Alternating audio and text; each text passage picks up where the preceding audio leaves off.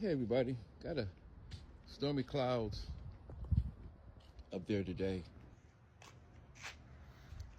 Well, today I want to tell you a little bit about my journey of being the happy husband and how that came about. I just want you to know that I didn't pop out the womb saying that I want to be a good husband or I want to have a family or anything like that. But it's definitely been a journey, and that's why on the Happy Husband channel, I try to share that journey with you. And so one of the things that I want you to know that when I got married, right, first off, I wanted to get married, right? And that's another journey, that's another video, but there's a little transition happened in my heart, and all of a sudden, I want to get married and I want to have a wife. Now, I want you to know from the onset, I had no clue how to be married, and I had no clue how to be a husband. So all you guys out there, I wasn't raised in a home with a mother and a father. I lived underneath a matriarchal society, which means my mother and my grandmother and my father, who was divorced and married a few times, lived real close. But I decided when I was about 28, 29 years old that I wanted to get married. And so I remember I'm praying about it. Now, I want you to think about this. I was not a Christian at that time. I was a backsliding Christian. But the Lord put in my heart to go ahead and ask the Holy Spirit to help me find a wife, which is crazy because that was not my ideal. That was not my ideal at all. But nevertheless, and then around, again, like 28 years old, I was dating a lot. I was hanging in D.C. It was 6 to 1. And I was just having a great time clubbing and chasing women and having girlfriends and just doing kind of thing. I had my own house. You know, I had a car, had a career, had motorcycles, had a van. I was traveling. And there was no need for me to get married, except I had this crazy desire to get married. That's out of the blue. And so it took a year for me to find a wife. And what I mean is that I was so sure that I was going to find a wife that literally I'd be walking the street and go, is that my wife? Is that my wife? Is that my wife look like? And then one night I got a chance and my friend wanted to go clubbing in the middle of the week, and I didn't do that because I was working. And I was working in construction, so I always wanted to have a good night's sleep because my job was dangerous. I was working in high rises and building the big buildings downtown DC. And the deal was that I saw my wife was love at first sight for me. She didn't like me that much. So if you were in marriage, no matter how long you've been married, and you realize that it's a whole lot tougher than it seems, you may want to get some help. And maybe your church or community group offers lessons on being married. I know you think marriage is intuitive. I know you may think that you can learn how to be married just by plunging in, but I'm telling you, these curriculums out there about marriage and workshops help. They help a lot. And so it's an investment, right? It's an investment to your life, into your wife, into your future. A lot of them don't cost a lot of money, but if you get a divorce, it costs you everything. And so I didn't want to get divorced. My wife didn't want to get divorced. So I began taking these classes. I began to read books. I began to go on the internet as it became more fruitful and look up how to stay married. Why do people get divorced? I mean, I studied all that out in order that my marriage may be successful. I also found out, what caused a lot of marriage and what women don't like about marriage, what men don't like about marriage. And most of us know that, but I do try to fill in the gaps where the surveys and the 10 top things about marriage don't cover. Now, marriage had bit so many people wrong because of infidelity. But that's not the only thing that breaks up marriages. Lack of communication, finances, and sex. Those are the top things that ruin marriages. And It's just not talking to each other, it's communicating with each other. Two different things. And it's just not about making money, because people who make money get divorced. Michael Jordan. Like, it had been more than just money, right? Because he had the money. And but she wanted out of the relationship. So something's more than that. And then of course you got infidelity and having sex outbound your covenant, which devastates marriages. Most of them. So let's get rid of some myths in that all men don't cheat. I'm trying to tell you.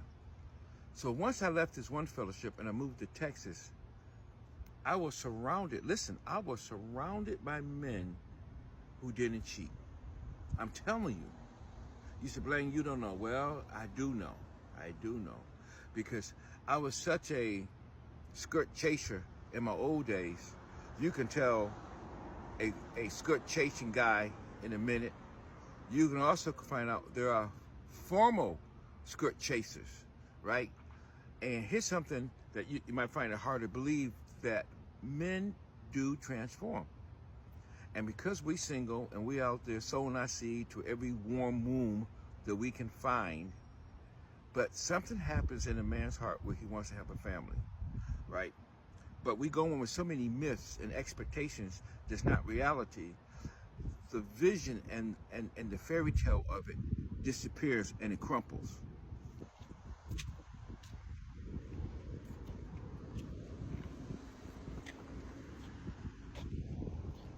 So me and my wife found the secret of a happy marriage.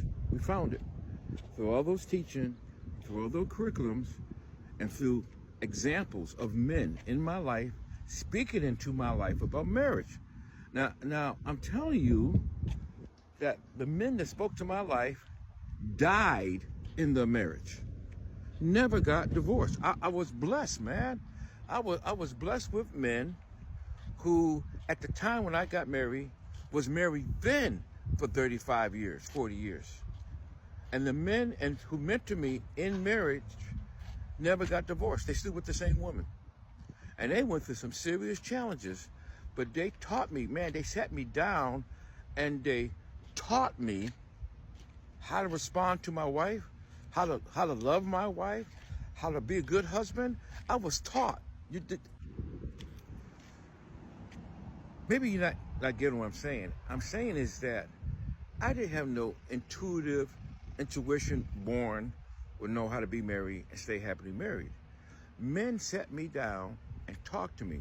And we used to go camping, and then the men used to sit around campfires and then speaking to one another, or somebody have a problem with their wife and speak to it.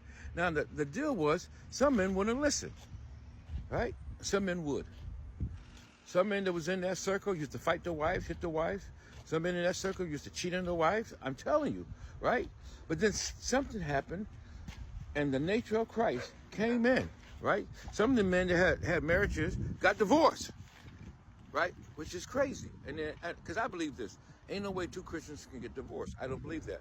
But you can DM me about that and find out exactly what I mean by that. And so I was taught, I was sat down, and I was at this one fellowship. I mean, this one fellowship taught me about marriage, 30 years. But I knew the pastor for 30 years. I was at the fellowship for 30 years. And then I went to Texas, and I was sitting underneath an apostle who loved marriages, and I was underneath them for 25 years. And every year, I got stronger and stronger in the things of marriage. Now, because the way the world is, God placed me in this time where I can talk to you through the internet. That you can't afford, or you might not have a man who's willing to teach you how to love his wife. You know, maybe your pastor is a cheat, you know, maybe he is. And so he doesn't talk about it. He might talk about the generals of marriage, but he doesn't tell you how to do it. Well, the purpose of my page and this channel is to teach you how to do it. If you want to know how to not cheat, right? How to not be fornicating with all these women who's willing to fornicate with you. How do you not do that and still keep your manhood, not be no punk, right? How to identify challenges in your life that you got to work on, because later on it grows bigger and creeps in and it can destroy your marriage. how to talk to your wife, how to use the 5 love languages in your life, which is a great tool. It's not the only tool, but it's a great tool. How to identify the emotional state of your wife. The Bible says, know the state of your flock. Your wife and your children is your flock. So you got to know the state of your flock, and then you got to adapt yourself to that. How do you do all that, man?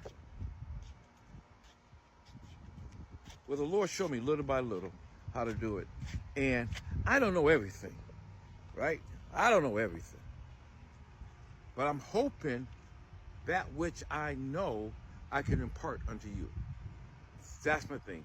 And then you take the principles that I live by, and then you form it to fit your household, right? You don't do what I do, but you take the basic principles through prayer, meditation, and pondering your family and your life, and then you begin to apply it to your life, and you begin to see what principle is effective in your life. Because I'm telling you, happy wife, happy life. That's the truth. That's the truth, man. But you can be happy too. And you do not have to fight. I'm telling you, you do not have to have disagreements. You don't have to throw hands. You don't have to curse at each other, right? You don't have to cheat.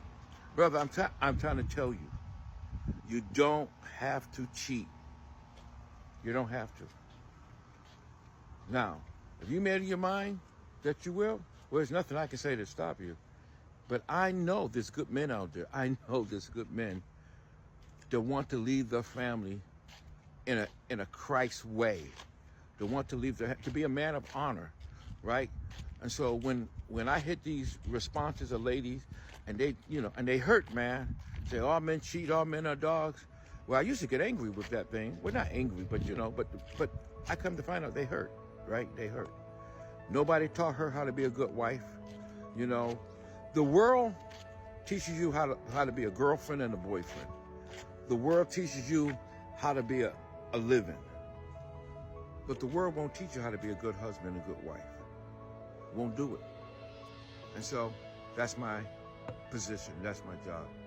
So I hope that this channel, just been a little windy, a little long-winded today, but I want you to get a grasp about what's going on here and what I'm trying to achieve. And that is, if you're a young couple, if you're a young man thinking about marriage, if you already married 10, 12, 13, 14, 15 years, and you feel your marriage dissolving underneath your feet, you can turn it around. You can change the course. You do not have to get divorced. Even after infidelity, you do not have to get split up. You do not. God can forgive you, right? Now, your spouse might not. And that's up to him because they're human. But if you got a forgiving spouse, your life can change. And you can become a man of honor, a man of dignity. A man knows how to lead his household in a way that the glory of the Lord shines upon it, right? Now, if you desire that, keep following me and listen to the insight, because every video I make, I pray about. I'm serious. I say, God, what would you have to say to them today? Hey, my name is Blaine C. Van. I'm the happy husband, and I pray that you too can be a happy husband. God bless.